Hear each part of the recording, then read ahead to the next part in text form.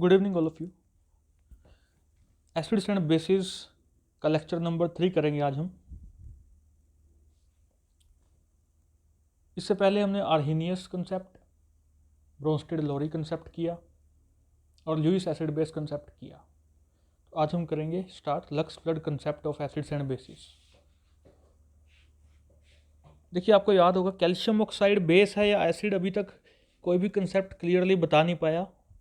ठीक है, आर्हीनियस कहता था एसिड H+ देगा पानी में, base will give OH- in water, और ब्रोस्टेड लोरी ने कहा कि एक H+ देगा, जो देगा वो एसिड है या प्रोटॉन कह लीजिए, और जो प्रोटॉन को एक्सेप्ट करेगा that is base.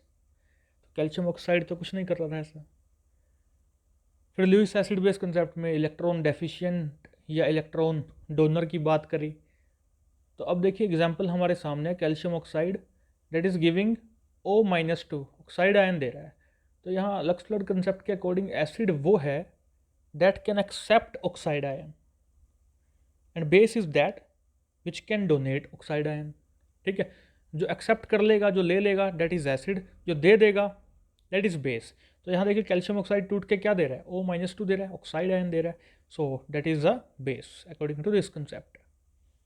Na2O that is also giving O-2, so that is also acting as base। इससे पहले हमें ये बात नहीं पता थी, ठीक है, मतलब मुझे पता थी और आपको पता चल गई। तो अब देखते हैं एग्जाम्पल ऑफ एसिड SO3। इसने O-2 को लिया, तो अगर लिया है, एक्सेप्ट किया, then it is acid SO4-2 बना दिया इसने। ठीक है, अदर एग्जाम्पल्स देखिए, कंबाइन करके है CaO + SiO2। अब देखिए कैल्शियम ऑक्साइड हमने अभी देखा था that is giving O2-, so that is base. So यहाँ पर कैल्शियम ऑक्साइड जब O-2 देगा तो SiO2 उसको लेगा, तो देखिए SiO3 बन गया, कंबाइन कर दिया CaSiO3, क्योंकि Ca के ऊपर +2 है, SiO3 के ऊपर -2 हो जाएगा। तो कंबाइंड स्टेट में हमने दिखाया CaSiO3। सो एसिड बेस कंसेप्ट यहाँ पर भी है, कैल्शियम ऑक्साइड ने O2- दिया। आगे देखिए PbO और SO3 का है रिएक्शन। सो PbSO4 बन रहा है, PbO जो है O2- देगा, सो that is base. Amphoteric substances आपने पहले पढ़े हैं कि जो एसिड और बेस दोनों की तरह बिहेव करे, जैसे आपको पानी का एग्जाम्पल H2O का एग्जाम्पल पता होगा। सो यहाँ पर देखिए ज़रा क्या है, लक्स फ्लड कंसेप्ट में हम इसे पढ़ते हैं, सब्सटेंसेस दैट कैन लूज और गेन एन ऑक्साइड आयन, क्योंकि यहाँ ऑक्साइड आयन की बात कर रहे हैं ना हम।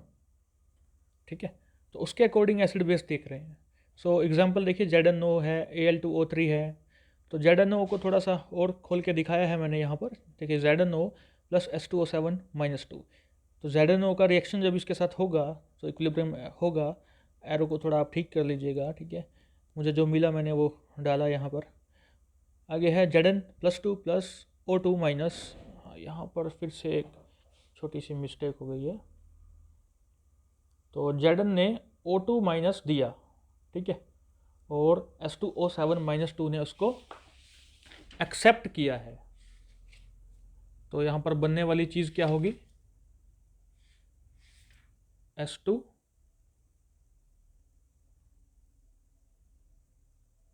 या तो H2O8-4 कह सकते हैं आप उसको, और बेहतर तरीका ये होगा कि आप इसको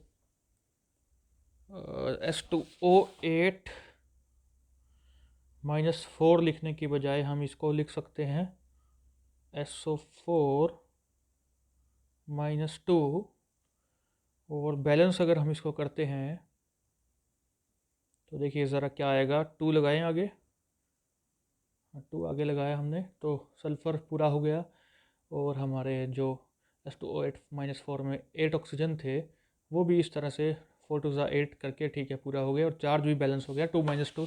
ठीक है, 2SO4-2 आप लगाएंगे, या आप H2O8-4 भी लिख सकते हैं, लेकिन बेहतर है कि आप 2SO4-2 ही लिखें।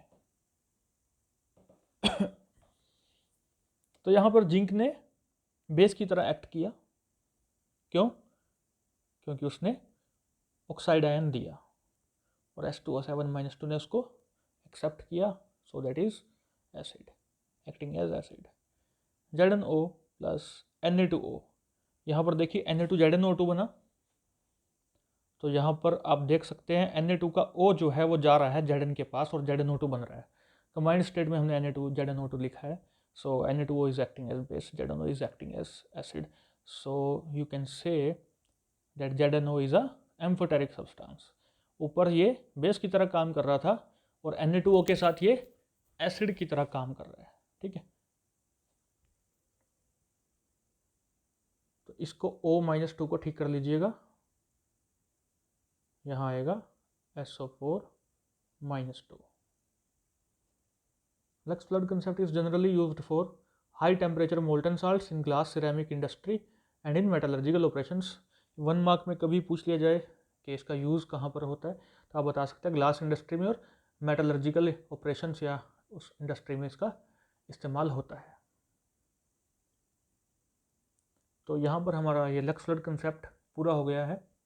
उसके बाद हमारे सिलेबस में है solvent system concept of acids and bases, जिसका दूसरा नाम है कैडी-एल्सेज कंसेप्ट। तो देखिए इसके अकॉर्डिंग पहले तो डेफिनेशन को थोड़ा सा ध्यान में रखिएगा, उसके बाद ही हमारी सारी प्रॉब्लम्स आपको समझ में आएंगी। तो पहली डेफिनेशन है acid is a substance which either by direct dissociation, सीधा डिसोशिएट कर जाएगा, और by reaction with the solvent gives the cation characteristic of the solvent.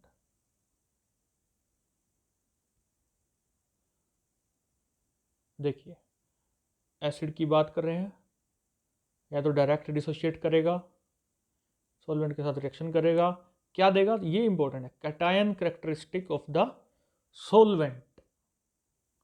Base में क्या होगा देखिए, डायरेक्ट डिसोसिएशन करेगा या रिएक्शन करेगा सॉल्वेंट के साथ, देगा क्या, anion characteristic of the solvent. तो यहाँ पर ये चीज़ इंपॉर्टेंट है कि जो एसिड है वो कैटायन कैरेक्टरिस्टिक देगा, जो बेस है वो एनायन कैरेक्टरिस्टिक देगा, ये इंपॉर्टेंट है। अब देखिए जो चीज़ मैंने कही वो आपको समझ में आएगी। यहाँ पर केस फर्स्ट देख रहे हैं, H2O सॉल्वेंट है, जब टूटेगा या डिसोशिएट करेगा तो क्या देगा, H++OH-, या फिर आप दूसरी फॉर्म में अगर 2H2O ले रहे हैं तो H3O++OH-, एक ही बात है, ठीक है। बस 2 वाटर मॉलिक्यूल हैं तो H3O++OH- हम लिखेंगे, बैलेंस हो जाएगा उस हिसाब से। कैटायन कैरेक्टरिस्टिक क्या है, H+ या H3O+, एनायन कैरेक्टरिस्टिक क्या है, OH-, दोनों ही जगह सेम है। H+ इन एक्चुअल एग्जिस्ट नहीं करता, H3O+ एग्जिस्ट करता है, लेकिन हम H+ का यूज़ कर लेते हैं वाई, क्योंकि लिखने में आसानी होती है। H3O+ थोड़ा टाइम लेगा, ठीक है। तो H3O+ इन एक्चुअल एग्जिस्ट, तो खैर कोई बात नहीं, हम दोनों का यूज़ करते हैं, गलत नहीं करेगा कोई। तो H3O+ जो है कैटायन कैरेक्टरिस्टिक है और OH- जो है एनायन कैरेक्टरिस्टिक है, कौन से सॉल्वेंट की, H2O की।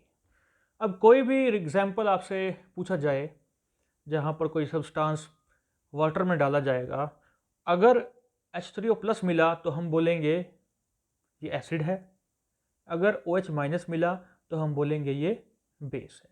एग्जाम्पल आपके सामने है HCl, नीचे की तरफ ब्लू में देखिएगा, ब्लू कलर में HCl है, उसको पानी में डाला गया HCl+H2O, उसने H3O++Cl- बनाया, तो H3O+ का निर्माण इसने किया है, इसका मतलब it is giving cation characteristic of the solvent according to the definition of Caddy-Alsace concept।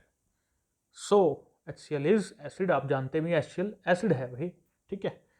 Ammonia जब पानी में डाला जाएगा तो रिएक्शन होगा और कुछ बनेगा हमारे पास NH4++OH-। अब देखिए इसने क्या दिया, OH- दिया, इसने H3O+ नहीं दिया, OH- दिया, और OH- क्या है, anion characteristic of the solvent. और जो anion characteristic of the solvent दे रहा था, पीछे देख लीजिए एक बार, वो कौन है, बेस है, base anion characteristic of the solvent देता है। तो यहाँ पर सिद्ध हो गया कि अमोनिया जो है बेस है, HCl is an acid. Case 2 भी देख लीजिए, इफ सॉल्वेंट इज अमोनिया तो रिएक्शन ये होता है 2 अमोनिया इक्विलिब्रियम NH4+ NH2-। ठीक है, इस एरो को आपने ऐसे कर लेना है, आप समझदार हैं, कर लेंगे, ठीक है। एग्जाम्पल देखिएगा, NH4Cl लिक्विड अमोनिया में डाला गया है, यानी कि सॉल्वेंट क्या है, लिक्विड अमोनिया है, पानी नहीं है, ठीक है। इसने टूट करके दिया NH4++Cl-। ऊपर वाले रिएक्शन के साथ इसका कंपैरिजन कीजिए, क्या ऊपर है और क्या नीचे है। देखिए ऊपर NH4+ था, क्या नीचे है, हाँ जी है। so that is giving cation characteristic of ammonia solvent, so it is acting as acid. whereas KNH2 liquid ammonia में क्या दे रहा है भाई, K plus plus NH2 minus, तो K प्लस तो ऊपर वाले रिएक्शन में नहीं है देखिए, लेकिन जो NH2 माइनस आपको यहाँ नीचे दिखाई दे रहा है वो ऊपर भी है, so KNH2 is acting as base. Why KNH2 is acting as base? Because it is giving NH2 minus and that is anion characteristic of the solvent. ठीक है, अकॉर्डिंग टू डेफिनेशन ध्यान में रखिएगा। सोलवेंट रिएक्शन जो है, basic reaction जो आपको ऊपर की तरफ दिखाई दे रहा है सबसे, वो आपने ध्यान में रखना है। कौन सा है? ये वाला। ठीक है, ये जो रिएक्शन है ये आपको ध्यान में रखना है। पिछले वाले में हमें क्या याद रखना था, हमें H2O का रिएक्शन याद रखना है, जो कि याद होगा आपको। यहाँ पर अमोनिया का रिएक्शन याद रखना है, NH4 plus plus NH2 minus. और केस 3 देखिए, केस 3 में मैंने SO2 इज सोलवेंट, तो ये रिएक्शन याद करना है। SO2 क्या देता है, SO plus 2 plus SO3 minus 2 देता है। एग्जाम्पल देखिएगा, SOCl2 लिक्विड सल्फर डाइऑक्साइड में आपको दिया हुआ है, बताइएगा, सोचिएगा, बता तो नहीं सकते, सोचिएगा। SO plus 2 plus 2Cl minus, तो हम देख पा रहे हैं ये SO प्लस 2 दे रहा है, जो कि सबसे ऊपर जो रिएक्शन है, बेसिक रिएक्शन जो इस सॉल्वेंट का SO2 का है, वहाँ पर SO प्लस 2 मिल रहा है, यहाँ पर भी मिल रहा है, बाकी तो Cl माइनस है, उसका ज़रूरत नहीं है। सो SO प्लस 2 अगर मिल रहा है, it means it is giving cation characteristic of the solvent. Solvent क्या है, SO2 है, सो इट इज़ एसिड। नीचे देखिएगा रिएक्शन में Na2SO3 क्या दे रहा है, 2Na plus plus SO3 minus 2 दे रहा है। ठीक है, लिक्विड सल्फर डाइऑक्साइड में। तो फिर क्या होगा, सल्फर डाइऑक्साइड का रिएक्शन देखिएगा, SO3 माइनस 2 था वहाँ, ये पेन के साथ बता देता हूँ आपको। SO2 माइनस ऊपर भी है और SO2 माइनस यहाँ भी है। So anion characteristic of the solvent दे रहा है। सोलवेंट क्या है, SO2। यहाँ देखिए सोलवेंट क्या है, liquid sulphur dioxide. Sulphur dioxide का रिएक्शन ये रहा ऊपर। सो SO3 माइनस 2 मिल रहा है, तो Na2SO3 is acting as base. ठीक है, 3 केस मैंने समझा दिए। 4th, 5th, 6th केस का मैंने बेसिक रिएक्शन आपके सामने लिख दिया है। जब CH3COOH सोलवेंट काम करेगा तो ये रिएक्शन है, ये देगा CH3COOH2 plus plus CH3COO minus. Case 5 देखिए, H2SO4 जब सोलवेंट की तरह काम करेगा तो क्या रिएक्शन होगा, H2SO4 क्या देगा भाई, H3SO4 plus plus HSO4 minus देगा। ठीक है, केस 6 देखिए, N2O4 क्या देगा, 2NO plus plus NO3 minus. तो कैटायन एनायन तीनों रिएक्शंस में दिखाई दे रहे हैं आपको। ये रिएक्शंस 6 के 6 केसेस के रिएक्शंस ध्यान में होने चाहिए बस, और कोई बड़ी बात नहीं है, आसानी से हो जाएगा, इसमें कोई बड़ी बात नहीं है। ठीक है, अगर ये रिएक्शन आपको याद हुए तो एग्जाम्पल आपसे पूछेंगे तो आपको बस इनका कंपैरिजन उन एग्जाम्पल के साथ करके देख लेना है। वहाँ अगर कैटायन मिल रहा है, इनका मतलब मैचिंग हो रही है, then it is acid. Otherwise आपका एनायन मिलेगा तो बेस हो जाएगा। मुझे उम्मीद है आप पहले 3 अगर आपको समझ में आ गए तो 4th, 5th, 6th में रिलेटेड कोई भी एग्जाम्पल आपसे पूछ लिया जाएगा, आप आसानी से कर लोगे। ठीक है, so thank you very much for listening me. अगले लेक्चर में कुछ और आगे के कंसेप्ट्स हम जरूर करेंगे। Thank you again, thank you very much.